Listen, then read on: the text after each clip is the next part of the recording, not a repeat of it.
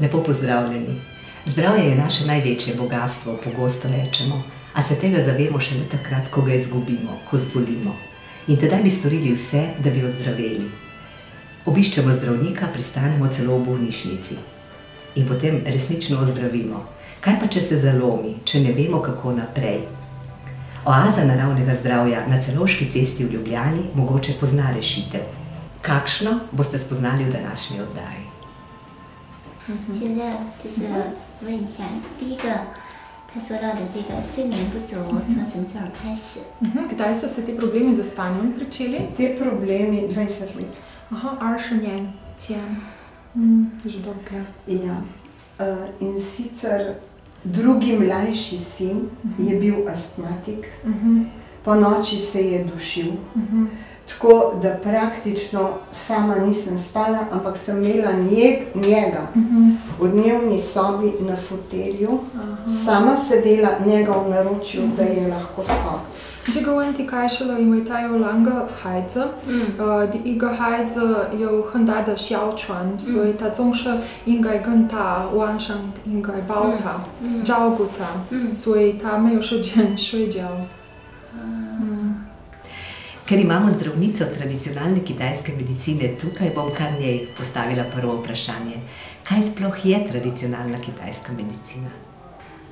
中医首先是中国的传统医学。 Kitajska medicina kot prvo predstavlja tradicionalno medicinsko znanost Kitajske. Pri procesu zdravljenja se skozi proces opazovanja, poslušanja, anamneze in palpacije dokoplje do kliničnih podatkov obolelega. Po zaključenem naboru podatkov se loti analize o bolnikovem stanju, zatem pa nudi najbolj primerne terapije.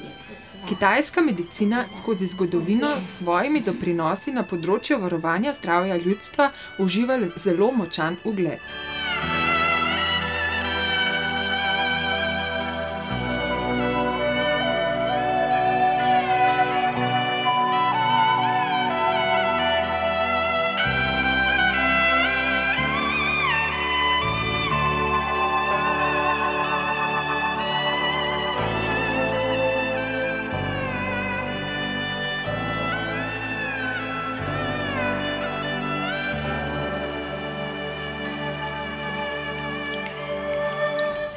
V čem se tradicionalna kitajska medicina loči od zahodne alopatske medicine?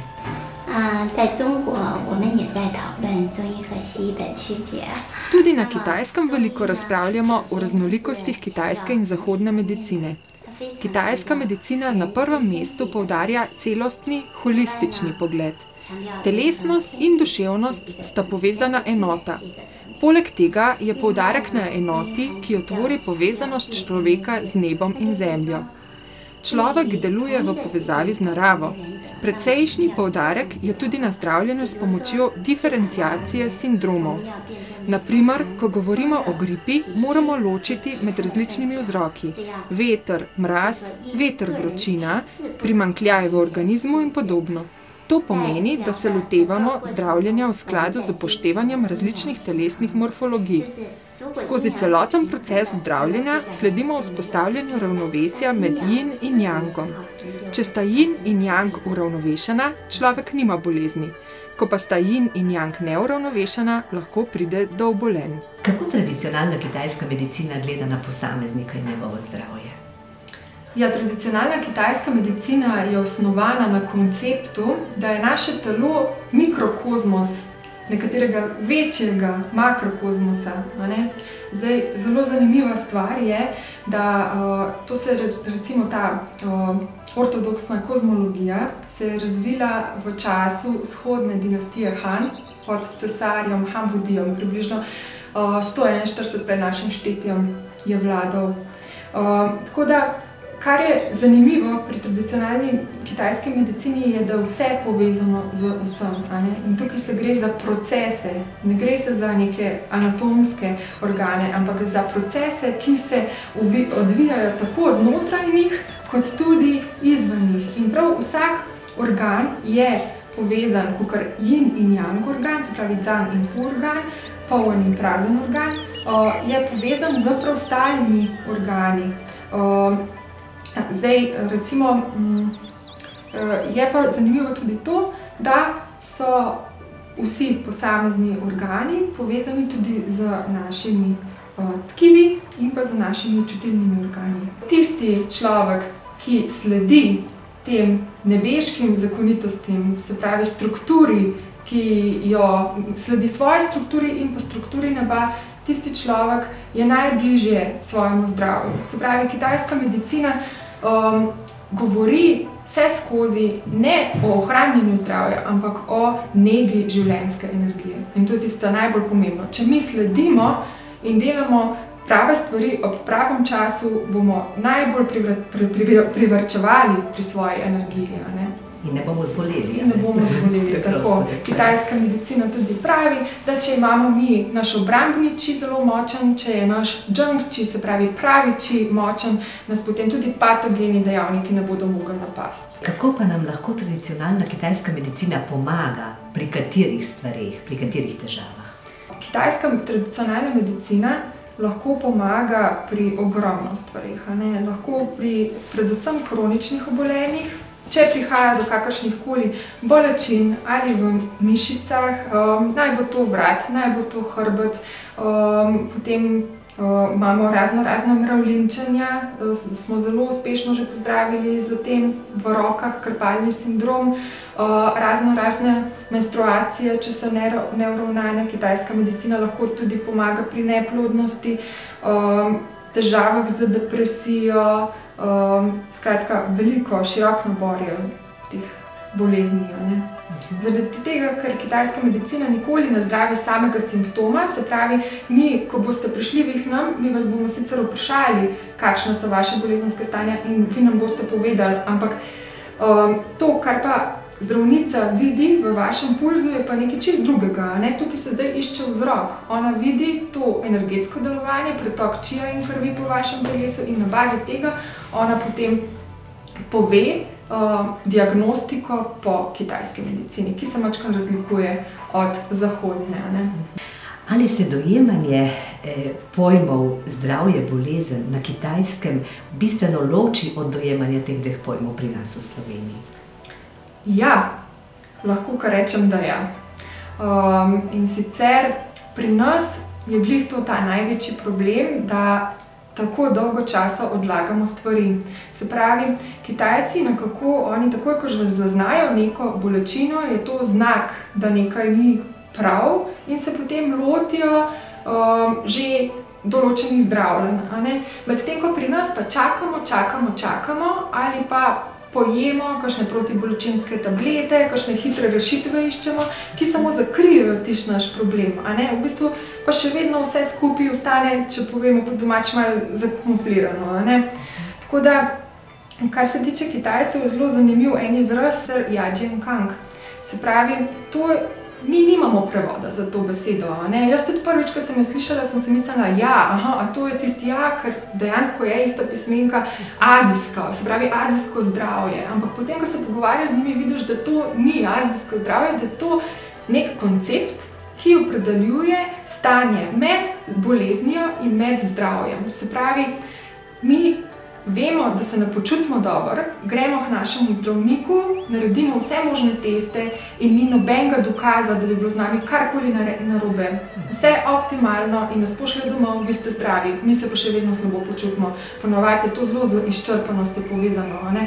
Se pravi, to je tisto, kar bi lahko mi v slovenščino mogoče prevedli kot bolezen tak, bolezen tako, oziroma tak, zato ker vemo, da tam nekje odzadaj že nekaj trka na vrata. Kaj pa hrana, ste omenili prehrano? Kitajci poudarjajo predvsem ene par točk, ker Slovenci radi dostikrat, sploh v sodobnem času, pozabimo na nje. In sicer prva in taka zelo pomembna stvar je, da najbolj pomemben obrok je zajtrk. In zajtrk je treba jesti nekje med 7 in 9 uro. Zakaj? Kitajci imajo to vse lepo utemeljeno, namreč po uri meridianov, po času meridianov, takrat najmočneje deluje naš meridian želodca. Se pravi, takrat bi mogli mi omogočiti želodcu tisto hrano, ker takrat ima on največ energije, da jo prebavi. In če bomo zjutraj vse veste, kako pravijo, nobena vreča prazna ne stoji po koncu. In tega veliko ljudi kar tako grejo gladko in tega. Naslednja stvar, da iščemo nekakšno rutino. Rutino v prehrani. Vse je super, da je rutina v prehrani v smislu 3-krat na dan, to mora biti, ampak rutina v prehrani non-stop ene in iste stvari jesti, ne glede na letni čas, to v tej dobi je zelo popularno. Stopiš v supermarket in boš dobil tropsko sadje v zimskem času. Zdaj Kitajci zelo poudarjajo to, da je treba vedno jesti sezonsko hrano in če je možno, tudi lokalno pridelano hrano. Tako da take stvari se dogajajo. Naslednja stvar, ko jo Kitajci pač poudarjajo, zdaj, če se vrnemo k teh sezonskih hrani, oni pravijo tudi glede, spet, če gledamo po organih, in mogoče je tukaj tudi precej napak v dojemanju. Oni pravijo, da je treba spomladi krepiti vranico. Se pravi, spomladi je čas, ko vladajo jetra. Ampak mi moramo takrat poskrbeti, da imamo tako naravno sladkasto hrano in da ni preveč mastna hrana, lahko je tudi več neke presne vmes, se pravi kakšne solate in take zadeve. Medtem ko govorimo recimo v jeseni, nikakor ne smemo več presne hrane jesti. Zdaj mogoče določeni tipi lahko, ampak oni morajo imeti zelo močen želodec in prebavni sistem, da lahko vse to sfolga. Zaradi tega, ker večina ljudi tega nima. In kar se opaža v Sloveniji, je to opešanje vranice. Se pravi, sistem vranice je zelo opešan. Nekako ne znamo jesti v pravem času pravih stvari. Poleti, ko je čas srca, moramo mi pomagati ledvicam, se pravi, moramo pomagati dovajati neko hladno toploto. Tega pa ne dobimo z, ne vem, konzarcem vode in ledom noter, to pa mi počnemo. Ampak s tem spet odvzemamo telesu energijo, zaradi tega, ker ogromno energije porabi samo telo, da to na telesno temperaturo segreje. Tako da ogromno neke življenjske energije s tem izgubimo. Kaj pa prehranski nadomestki, ki so danes tako popularni, jih tradicionalna kitajska medicina priporoča ali ne? Ja, to je pa zelo zanimivo, nenavadno vprašanje.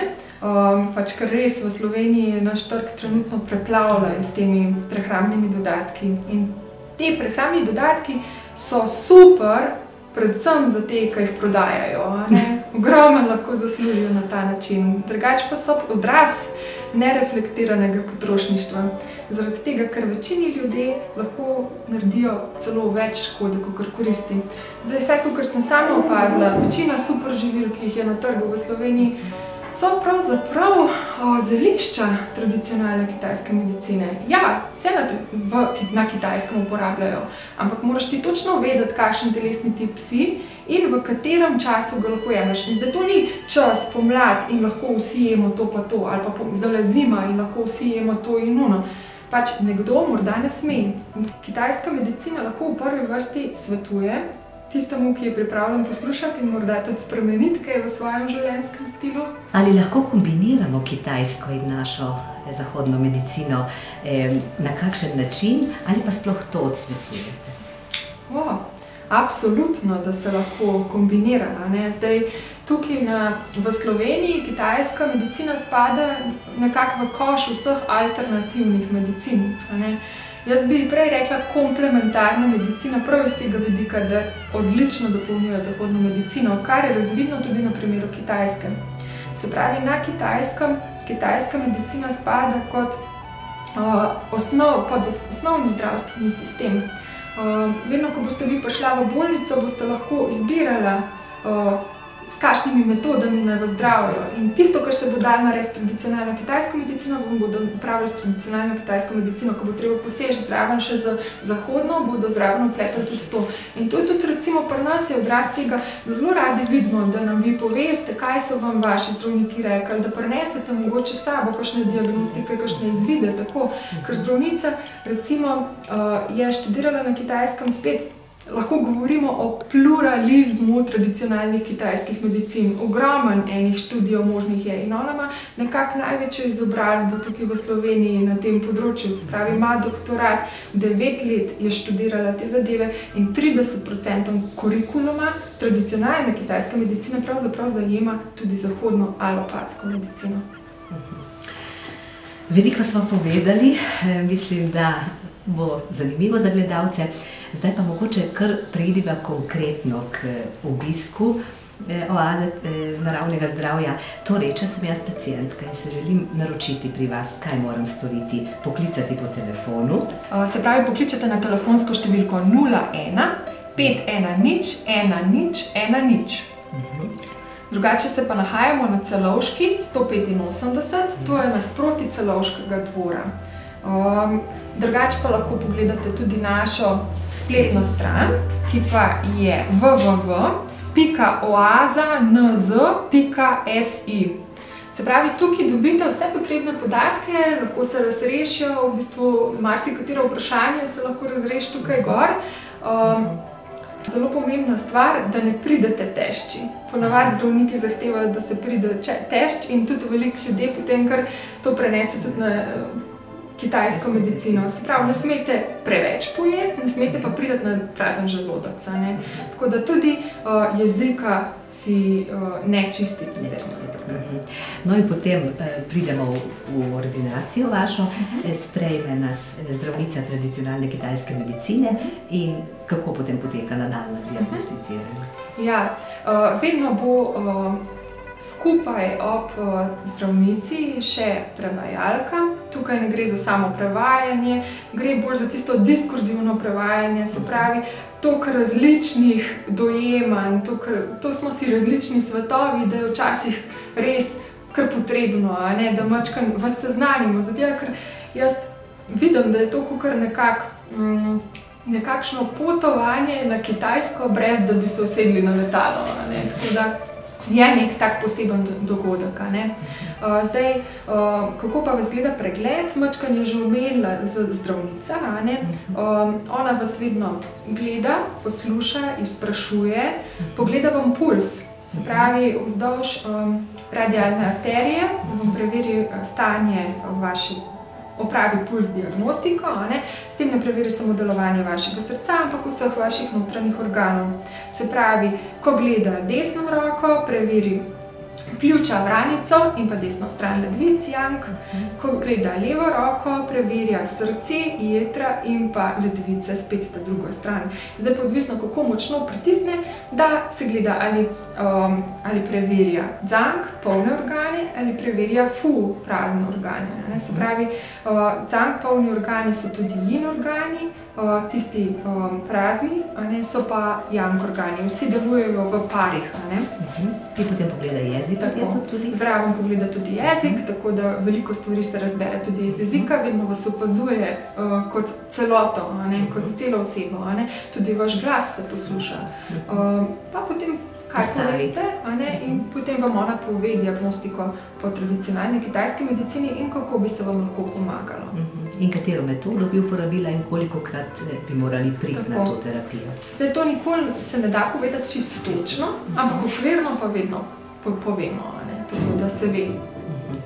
No, katere metode pa so zdravljenja tukaj? Katere metode uporablja kitajska zdravnica? Nekako najbolj pogosto, najbolj učinkovito se uporablja akupunktura v kombinaciji z moksibustijo. Akupunktura, večina ljudi jo že pozna, od leta 1979 je priznana tudi s strani Svetovne zdravstvene organizacije, tako da je izredno učinkovita terapija. Moksibustija mogoče mačkar manj znana pri nas na zahodu, na Kitajskem se pa zelo dobro kombinira z akupunkturo in tudi ko oni rečejo akupunktura, imajo izraz zhenjiao. Prva pismenka pomeni iglica, druga pa pomeni to mokso. Mokso bi to lahko prevedli, kaj to pomeni? Zdaj masaža? Moksa je cigara. To je nekakšna cigara, ampak s to cigaro se segreva akupunkturne točke. Zdaj, moksa je v bistvu posušena Artemisia vulgaris, se pravi divji pelin je to. No, ni to tisti pelin, ki ga mi uporabljamo za pelinkovce, ampak divji pelin, ker ima moč, da zelo globoko prodre v naše telo. Moramo pa paziti, da ko to počnemo, da se kože ne dotaknemo. To je vedno treba imeti na distanci, par centimetrov. Drugače pa oni temu reče tudi IGO in I je v bistvu isto se izgovori kakor ljubezen in to ima neko tako toploto, oni pravijo kakor materina ljubezen. Ali lahko opiševa še druge metode zdravljenja? Naslednja, recimo, dosti uporabljena metoda so tudi ventuze. Se pravi, pri ventuzah gre za vakuumske kozarčke, z pomočjo ognja se ustvari podtlak, potem se pa uporabijo taki stekleni kozarčki in nekako potegnejo kožo noter. Se pravi, s tem, ko to naredimo, potegnemo strupe in pa vlago ven iz telesa ali pa vročino. Tako da to velikokrat se to naredi, ko smo prehlajeni, in sploh tukaj vzadej ob hrbtenjači nekako, ko se nabira ta kri, da ni zastala, da je boljša pretočnost. Tako da to se že dolg časa prakticira na Kitajskem isto, pa tudi v kakšnih drugih narodih. Zdaj, ponavadi se potem poznajo tisti obrisi teh kozarčkov, sploh takrat, ko je bilo ogromno neke vlage v nas, več, ko je tega, slabša, ko je pretočnost, bolj, recimo, črni so. In ponavadi traja to kakšne 2 tedna, da to zgine, ampak boleče samo po sebi pa ni. Razen, če govorimo o potujočih ventuzah, se pravi bagoan, ki se premika po telesu, potem pa majčkeno zna zaboleti kakšne ljudi, ampak ne, ponavadi ne pojamrajo. Potem imamo pa še tujina masažo. Tujina masaža je terapevtska masaža. Zdaj, tukaj, kadar pridemo na tujino masažo, moramo imeti v mislih, da to ni neka sproščujoča masaža. Zna na trenutke na kakšnih točkah zaboleti, spet tukaj govorimo o slabi pretočnosti, ampak potem se to manipulira z različnimi prijemi in se potem doseže učinek te pretočnosti in se potem lahko boljš počutimo. Tako da tujina masaža je super, ogromno stvari v Sloveniji se prodajajo pod pojmom tujina masaža, ampak velikokrat je to površinska masaža mišic, tako da če želiš pravo tujino masažo, je res dobro iti Kitajcem. Ne bom rekla, da je vedno in povsod tako, da ne bom kakšne krivice morda naredila, ampak dejansko ni vse tujina masaža, tudi tečaji razni, ki se prodajajo kot to, velikokrat to niso. Tudi tujina masaža vam nikoli ne bodo izvajali s pomočjo olja po hrbtu, ampak vedno tako, kot bomo tudi videli z brisačem, kar pa ste pokriti in potem vas masira. Potem naslednja stvar, aurikuloterapija. Tukaj se v bistvu polima predele vašega ušesa z ali magnetki ali zelišči in potem se te predele stimulira, se pravi pritiska. Močno je treba to pritisniti, vsaj 3-krat na dan, po majčkeno dlje časa.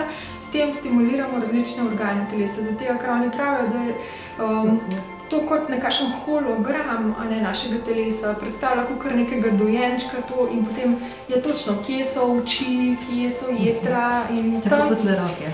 Tako. In tam, kjer nas bolj zaboli, tam je nek problemček, ki ga je treba odpraviti. In s tem se tudi da veliko narediti, sploh pri starejših ljudeh. To bi bile te terapije. Sedaj se mi je porodilo še zanimivo vprašanje, mogoče tudi našim gledalcem, vsaj nekaterim.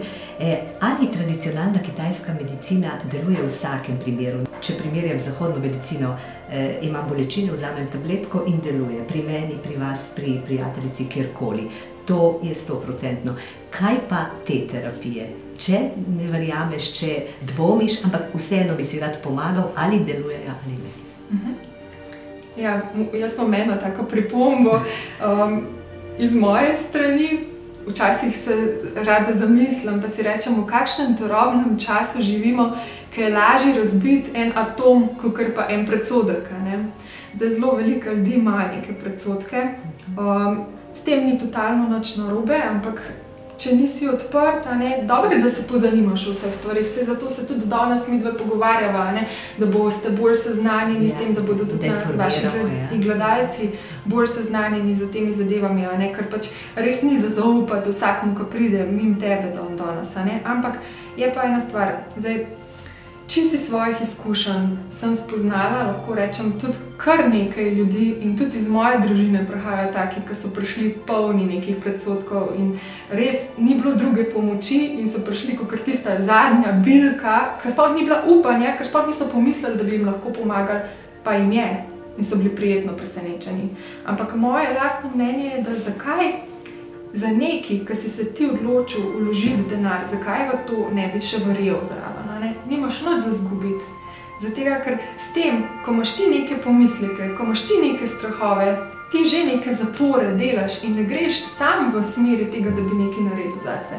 Danes je na trgu ogromen enih zadev in če se že odločiš za eno, je dobro, da saj verjameš, saj tisti trenutek, takrat, ko potekajo te terapije v to zadevo, pa bo potem že čas pokazal, a ti bo pomagala ali ne. Ampak akupunktura, mislim, da je tu leži taka tradicija, to že preko 3000 let obstaja in se prakticira po celem svetu, tako da je ena taka stvar, ki je za zaupati. Ampak vseeno, če tudi malo dvomiš, deluje. Evo, tako kot sem rekla, pa sem imela recimo tudi, mogoče je tukaj ta preveč velik razkol v Sloveniji, tudi velikrat pri kakšnih, rekla bom kakšnih, ne vseh, zdravnikih zahodne medicine, imajo mogoče nek predsodek glede tega, ampak sem že doživela kakšne take, ki so prišli, pa so bili toliko veseli, da se še vedno vračajo. Tako da, jaz pravim, pomagaj si, če si lahko. Upam, da smo vam vsaj delno odstrli tančico skrivnosti kitajskega zdravljenja. Če verjamete vanj in bi radi poskusili, pa imate težave, se kar oglasite pri njih. Seveda se morate prej naročiti. Za danes toliko, hvala za pozornost in ostanite zelo, zelo zdravi. Nasvidenje.